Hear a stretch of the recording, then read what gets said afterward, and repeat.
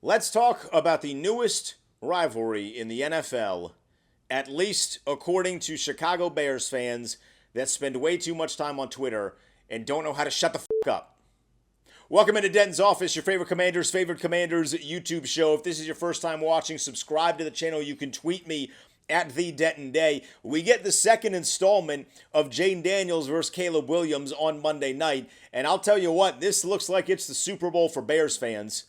This rivalry that they are doing their absolute best to speak into existence, it's happening. And congratulations to them. It's not a rivalry. It's not.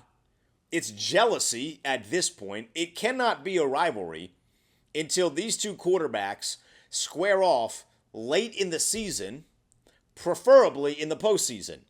You cannot have a rivalry unless you are playing games that could legitimately end the season of another. And that does not happen in October. But alas, we are here. And I'm seeing in real time what like biblical envy looks like. This is the jealousy that was described in ancient texts of humanity. And that's what Chicago is when they talk about their quarterback versus our quarterback. Because they want our quarterback. And they will do everything in the realm of possibility to try and convince themselves that their quarterback is actually better than our quarterback. Completely disregarding that one of these teams played in an NFC championship last year. Completely disregarding that the fan base of the team that is on the hat, the team that is represented on this here YouTube page, stopped caring about Caleb Williams after the Hail Mary, outside of the fan base that is always going to be loyal to a guy that played his high school ball in Washington, D.C., which is something that Bears fans seem to also forget because they will cuss out anybody that has any ties or allegiance to D.C. while then propping up their quarterback that has ties and allegiance to D.C. But there's not a lot of Bears fans that I think have been accused of being geniuses, so that just kind of is what it is. But they want the quarterback that is here, which is hilarious because they had the option to draft the quarterback that is now here, and they decided against it because Caleb Williams was the surefire number one overall pick. He was the surefire generational quarterback. Generational quarterback has become really an oxymoron at this point because it's used like every other 2 years. That's not even specifically directed towards Bears fans. That's just a larger problem that I have with NFL and draft media, but that, again, is not for this particular video. We'll do that another time. But they had the quarterback. They passed on the quarterback. And now they regret passing on the quarterback. And what's hilarious in this entire debacle, if you will, is that the Commanders never really wanted Caleb Williams. They always wanted Jayden Daniels. I firmly believe that when Adam Peter tells us that, it is the stone cold truth. That they wanted Jayden Daniels as their quarterback no matter what. It was Daniels no matter what. And they got it, and it worked. If you watch that game last year, you know the one with the Hail Mary? Maybe Bears fans remember that. I don't know. You're going to see that video 1,000 times this week, if you haven't already. And from me to you, you guys deserve it. Like, watch that. You guys deserve to see that video as many times as humanly possible, and then probably one more time. But if you watch that game last year, you had one quarterback who was operating with a worse running back, with lesser talent all around at wide receiver, and with a much worse defense. That being Jayden Daniels. Offensive line, I would say they were about the same. Neither offensive line was particularly fantastic last year. It would be nitpicking to say, well, one was 27th and one, neither offensive line was fantastic. Caleb Williams just takes a lot of sacks because he does off-script stuff. And Jayden Daniels played a little bit more in rhythm with the offense. But whatever. You saw a quarterback that was operating with far lesser in talent, and he performed significantly better. And by the way, he did that with a broken rib, which he has since confirmed that his rib was in fact broken when he was doing like some Madden shoot with Saquon Barkley and Justin Jefferson because the quarterback is a superstar, something that I know very much gets under the skin of Bears fans because they wanted their guy to be a superstar and he's not. And they'll make fun of our guy for being the superstar when he gets to do ads with Saquon Barkley and Justin Jefferson, when he gets to do ads with his mom. We're not going to let Bears fans get off the hook when they criticize a quarterback for doing an ad with his mom for Mother's Day. That's pretty weird. You should love your mother. In fact, your quarterback loves his mother.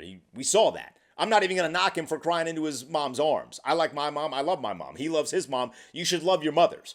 dissing a guy for loving his mother and doing a Mother's Day ad is weird. That's like objectively weird, but this is the kind of fan base that represents loudly the Chicago Bears. Not everyone is that in Chicago. I happen to know some Bears fans who I like, but there's a lot of them. It's that vocal minority. Maybe they are the majority, but it's that vocal bunch that really can't get over the fact that their quarterback is not the superstar that our quarterback is. That their quarterback did not get to the NFC Championship in his rookie year like our quarterback did. Again, despite having lesser talent in almost every single matchup, including a matchup against the Bears' divisional rival, who Washington then smoked at home, which was supposedly a tough place to play, like our quarterback did not play in the SEC. Who, by the way, who is the offensive coordinator for the... Oh, that's right. That's where the real beef lies. The real beef is Ben Johnson versus the Commanders. And again, from the Commanders' side of things, that beef was handled last year.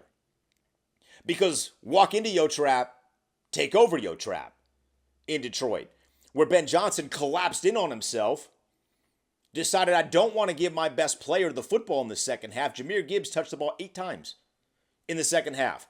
They put together long, sustained drives 8 times in the second half. That's the best player. And he said, no, I need to prove my offensive geniusness to the people that I rejected. It's like this weird complex that Ben Johnson has. I got to prove myself to people that I rejected. I'm going to get crazy with it. Here's a Jameson Williams pad. Didn't go well. I'm going to have Jared Goff drop back and throw it 43 times. That's not a recipe for success.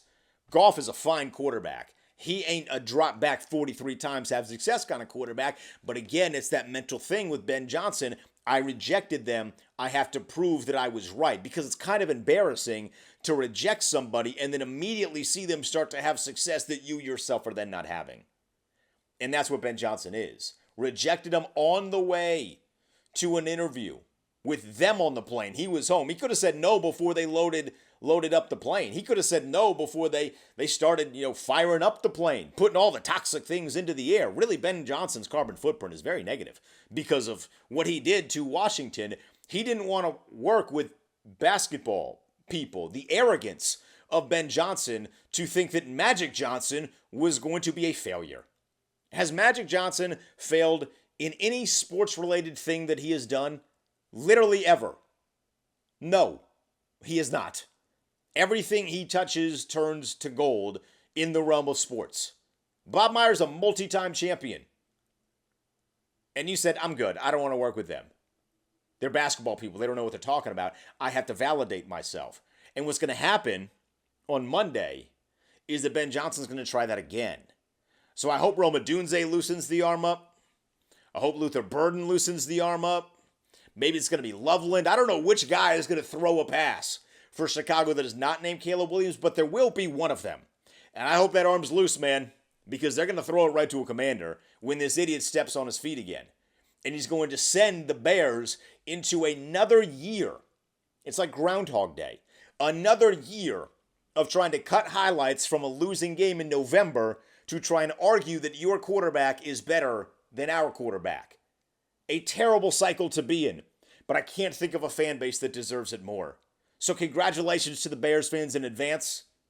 When you lose to Jayden Daniels yet again, when Jayden Daniels outplays your quarterback that you swear is better than him yet again, enjoy this year. Hopefully you get a couple more wins along the way and don't fall into a massive losing streak.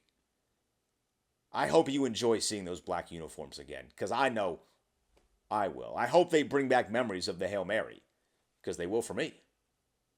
I appreciate you stepping into my office. To the Bears fans, welcome. I look forward to seeing you this weekend on social media. Thanks for being here. Now, respectfully, get out.